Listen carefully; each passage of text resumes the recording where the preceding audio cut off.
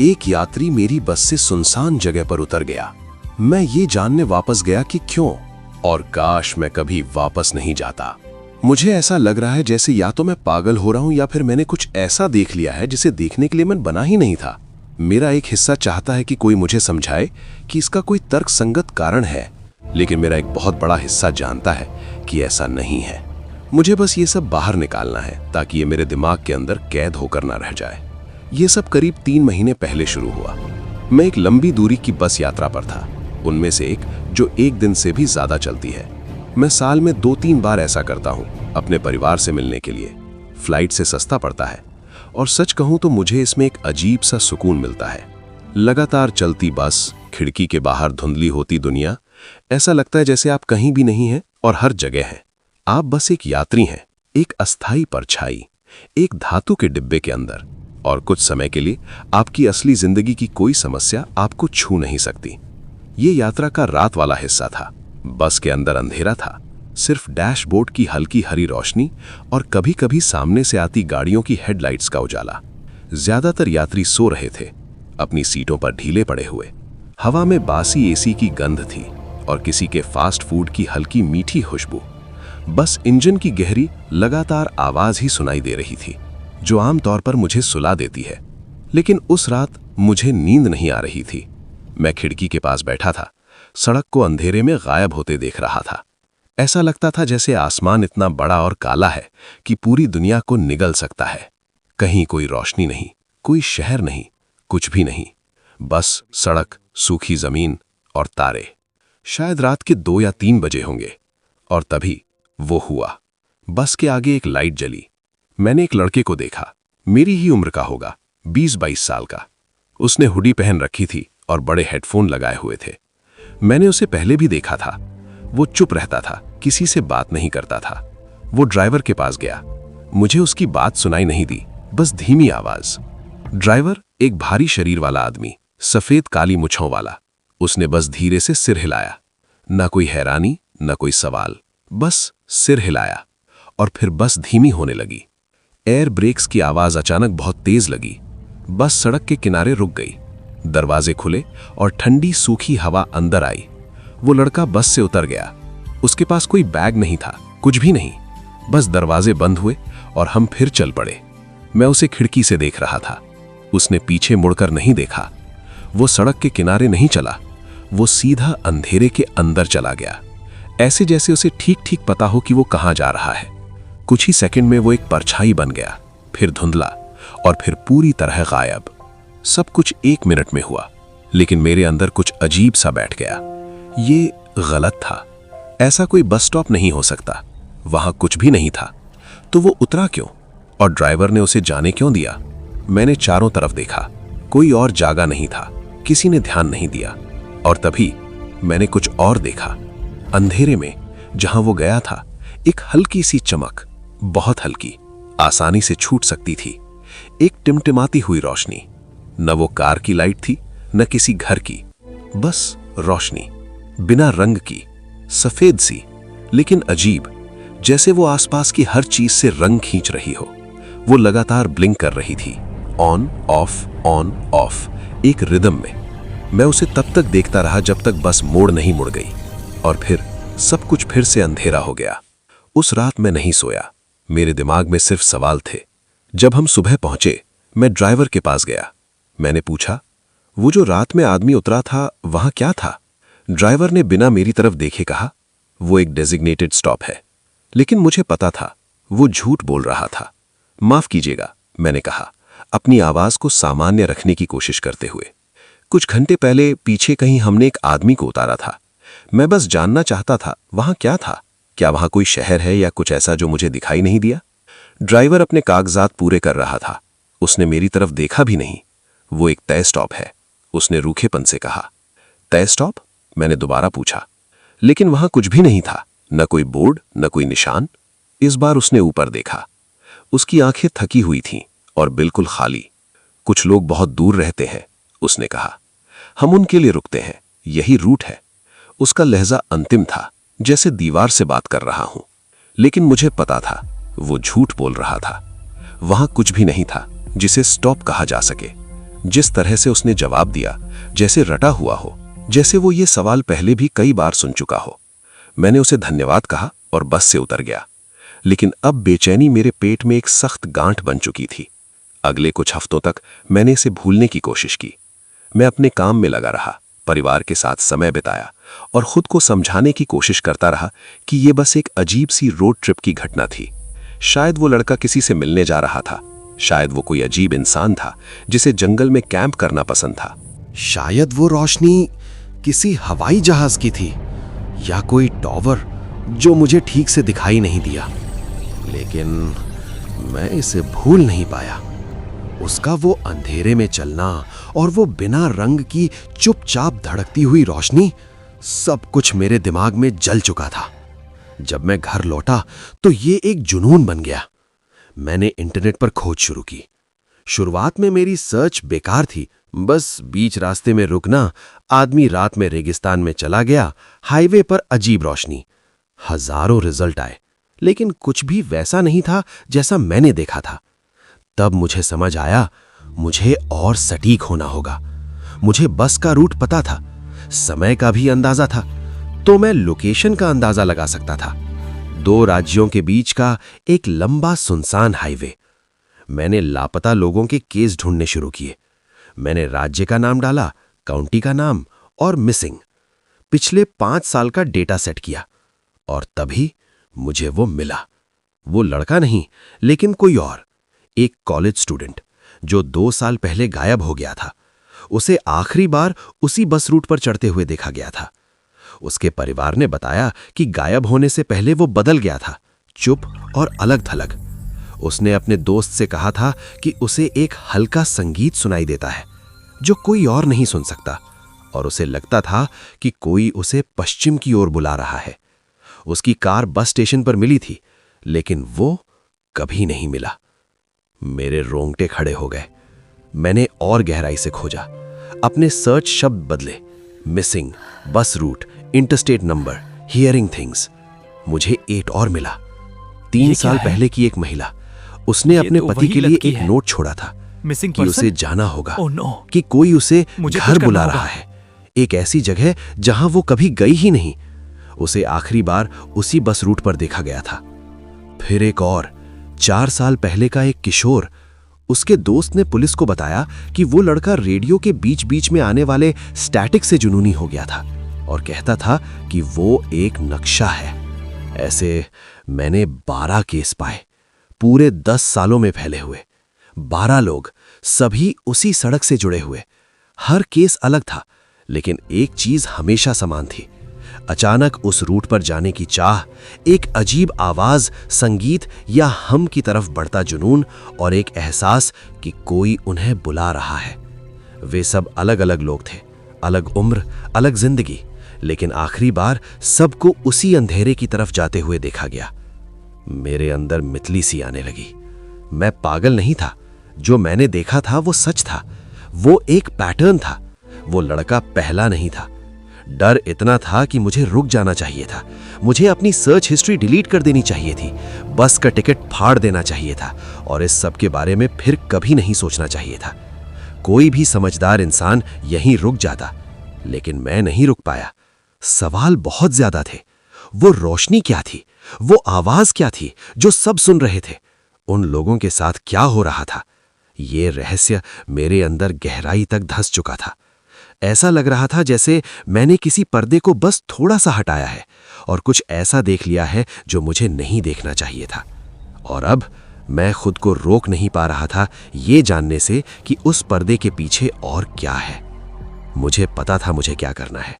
मुझे वापस जाना था, लेकिन इस बार मैं तैयार होकर जाऊंगा। अगला पूरा महीना मैंने तैयारी में लगा दिया। मैंने अपनी बचत का बड़ा हिस्सा खर्च कर दिया। मैंने एक हाई एंड DSLR कैमरा खरीदा जो कम रोशनी में वीडियो रिकॉर्ड कर सकता था, एक प्रोफेशनल शॉटगन माइक्रोफोन जो दूर की आवाज पकड़ सके, और एक पैराबोलिक माइक्रोफोन डिश जिससे बहुत हल्की आवाजों पर फोकस किया जा सके। मैंने एक नया लैपटॉप लिया, पावरफुल एडिटिंग सॉफ्टवेयर के साथ, और सबसे अच्छे नॉइस कैंसलिंग हेडफोन्स जो मैं खरीद सकता था। मुझे ऐसा लग रहा था जैसे मैं किसी तूफान का पीछा करने वाला हूं, लेकिन मैं जिस चीज का पीछा कर रहा था ये कैमरा सबसे वो जरूरी था है। खालीपन। लेकिन ये सफारी 2 इतना हफ्ते मुश्किल क्यों पहले लग रहा है? मैंने टिकट बुक कर ली। मुझे डर नहीं लगना वही चाहिए, रूट, पक्का करना है। वही रात का समय। जब मैं अपना बैग पैक कर रहा था, मेरे हाथ कांप रहे थे। मेरे दिमाग का एक हिस्सा चिल्ला रहा था, तू बेवकूफ है, रुक जा। लेकिन जानने की जिद डर से ज्यादा ताकतवर थी।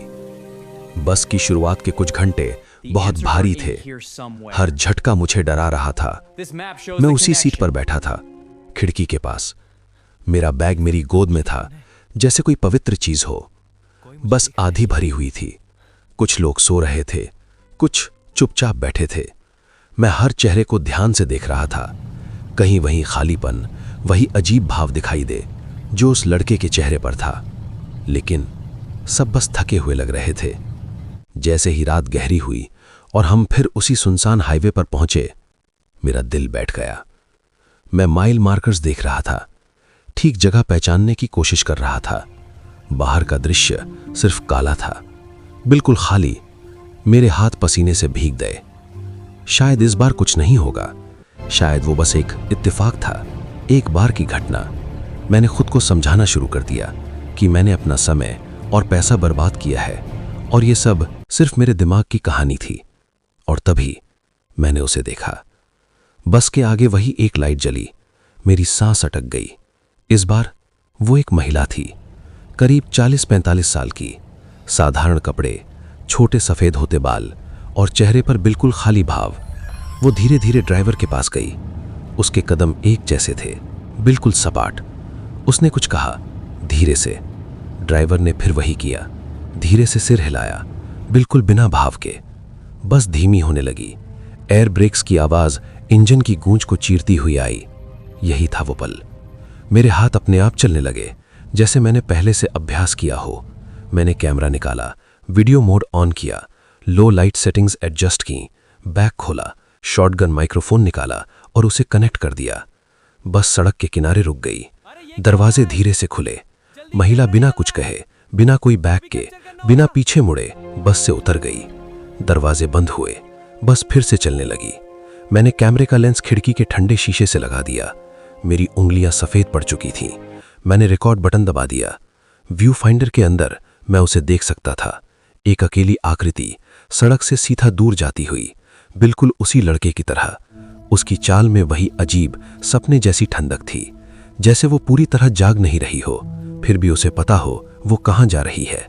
मैं कैमरा उस पर टिकाए रखा जब तक वो दूर और दूर होती गई, एक छोटी सी काली परछाई बनकर और भी गहरे अंधेरे के सामने। और तभी मैंने उसे देखा। वो रोशनी, पहले हल्की, फिर थोड़ी तेज, वही रंगहीन टिमटिमाती हुई रोशनी, ठीक वहीं जहां वो जा रही थी। मैंने जूम किया जितना कर सकता था, लेकिन डिजिटल जूम ने तस्वीर को बस पिक्सेल्स में तोड़ दिया। अब वो सिर्फ एक टिमटिमाता हुआ बिंदु था, लेकिन वो वहां था और मैं उसे रिकॉर्ड कर रहा था। मैंने शॉटगन माइक्रोफोन उसी दिशा में घुमा दिया जहां वो रोशनी थी। मैंने नॉइस कैंसलिंग हेडफोन्स पहने और कैमरे के ऑडियो मॉनिटर से जोड़ दिए। शुरुआत में मुझे बस इंजन की आवाज सुनाई दी और माइक्रोफोन से टकराती हवा की सरसराहट। मैंने सांस रोक ली, ध्यान केंद्रित किया और फिर बस अभी मैंने उसे सुना। वो तेज नहीं था, हाँ, बहुत ये बहुत सही है। हल्का था।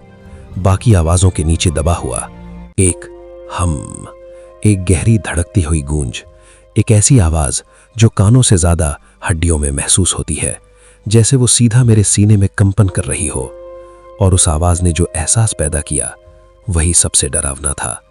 मैंने सोचा था कुछ डरावना होगा, कुछ भयानक, कुछ अजीब, लेकिन ये इसके बिल्कुल उल्टा था। जैसे ही वो हम मेरे हेडफोन्स में भरने लगा, एक गहरी शांति की लहर मेरे अंदर फैल गई। कई हफ्तों से जमा डर बस गायब हो गया। मेरी धड़कन धीमी और स्थिर हो गई। मुझे एक अजीब सा सुकून महसूस हुआ, एक सही होने का एहसास जो मैंने अपनी पूरी जिंदगी में कभी महसूस नहीं किया था। जैसे लंबी यात्रा के बाद घर लौटना, जैसे कोई तुम्हें समझ रहा है, जैसे तुम कहीं बिलोंग करते हो। और यही बात सबसे ज्यादा डरावनी थी। मेरा दिमाग चिल्ला रहा था, ये गलत है, ये चाल है, लेकिन मेरे अंदर का एक हिस्सा जो उस आवाज में डूब रहा था, उसे फर्क ही नहीं पड़ रहा था। वो बस और चाहता था। मैं रिकॉर्ड करता रहा जब तक रोशनी और आवाज धीरे धीरे दूर नहीं हो गई। मैंने रिकॉर्डिंग बंद की और अपनी सीट पर गिर पड़ा। मेरा पूरा शरीर कांप रहा था। वो शांति धीरे धीरे खत्म हो गई और पीछे छोड़ गई एक ठंडा डरावना खालीपन। मैंने हेडफोन्स उतार दिए। अब बस इंजन की आवाज अचानक बहुत कठोर और भद्दी लग रही थी। मैंने हिम्मत नहीं की बस में ही रिकॉर्डिंग दोबारा सुनने की। मैंने सारा सामान पैक किया, हाथ अभी भी कांप रहे थे। बाकी का सफर मैंने डर और उस अजीब शांति की याद के बीच गुजारा। घर पहुंचकर मैंने दरवाजा बंद किया, पर्दे गिरा दिए और सारी फाइल्स लैपटॉप में डाली। मेरा अपना घर अचानक असुरक्षित लगने लगा। सबसे पहले वीडियो। मैंने उसे चलाया। सब वैसा ही था, वो काली आकृति और वो टिमटिमाती रोशनी। मैंने फुटेज को एडिट किया, ब्राइटनेस बढ़ाई, कॉन्ट्रास्ट सुधारा। आकृति अब भी साफ नहीं थी, लेकिन रोशनी अब साफ दिख रही थी। मैंने उसे फ्रेम बाय फ्रेम देखा। वो सिर्फ ऑन ऑफ नहीं थी, वो एक पैटर्न था, एक जटिल ज्यामितीय पैटर्न। रोशनी खुद में मुड़ रही थी, फैल रही थी, फिर सिमट रही थी। संतुलित, गणितीय, जैसे कोई भाषा हो जो रंगों के बिना लिखी गई हो। उसे देखते हुए मुझे एक अजीब सा एहसास हुआ, जैसे मैं उसे पहचानता हूं, जैसे मेरा दिमाग उसे समझता है, भले ही मैं सच में नहीं समझ रहा था। फिर ऑडियो। मैंने उसे अलग किया, बाकी आवाजें हटाईं और उस हम को बढ़ाया, और वो फिर से था, वही गहरी गूंजती हुई ध्वनि। इस बार घर की सुरक्षा में सुनते हुए उसका असर और भी ज्यादा था। शांति की लहर मुझे ढक गई। मेरी सारी चिंताएं बेकार लगने लगीं। तनाव खत्म हो गया। अब मुझे समझ आया लोग क्यों गए। ये कोई बुरी चीज नहीं थी, ये सबसे सुंदर, सबसे सुकून देने वाली आवाज थी जो मैंने कभी सुनी थी। ये वादा करती थी, दर्द खत्म होगा, अकेलापन खत्म होगा और तुम्हें एक जगह मिलेगी जहां तुम बिलोंग करते हो। मैंने सोचा सिर्फ 10 मिनट हुए होंगे, लेकिन 1 घंटा बीत चुका था। मैं बस स्क्रीन को देख रहा था और उस आवाज में खो गया था। तभी अचानक डर वापस आया। ये चीज खतरनाक थी, क्योंकि ये डरावनी नहीं थी, ये एक जाल था जो सुकून के रूप में बिछाया गया था। मुझे पता था मैं इसे अपने पास नहीं रख सकता, किसी और को भी जानना होगा। मैंने फाइल्स अपलोड कर दी, वीडियो एडिट किया और ये सब लिखना शुरू किया। लेकिन 3 दिन बाद सब बदल गया। मैंने सब डिलीट कर दिया। मैं खुद को रोक नहीं पाया। मैं फिर से सुनने लगा। सिर्फ एक बार मैंने सोचा, लेकिन वो एक बार घंटों में बदल गया। अब वो आवाज लगातार चल रही है। शुरू में मैं डरा हुआ था, लेकिन धीरे धीरे डर खत्म हो गया और उसकी जगह समझ ने ले ली। अब मुझे साफ दिख रहा है, बाकी सब शोर है, और वो रोशनी, वो पैटर्न, वो एक संदेश है। मैं अब उसे समझता हूं। ये एक नक्शा है, एक रास्ता जो कहीं और जाता है, एक घर जहां सब ठीक हो जाता है, जहां तुम पूरे हो जाते हो। मैंने हमेशा एक अधूरी दुनिया में जिया है, लेकिन अब पहली बार सब साफ है। बाकी सब सिर्फ सपना है। मैंने एक 1 वे टिकट खरीद ली है, बस कुछ घंटों में निकल रही है। मुझे वापस जाना है, मुझे खुद देखना है। अगर आपको ये कहानी डरावनी लगी तो वीडियो को लाइक जरूर करें, और अगर आप ऐसी ही रहस्यमयी और खौफनाक कहानियां देखना चाहते हैं तो चैनल को सब्सक्राइब करना मत भूलना।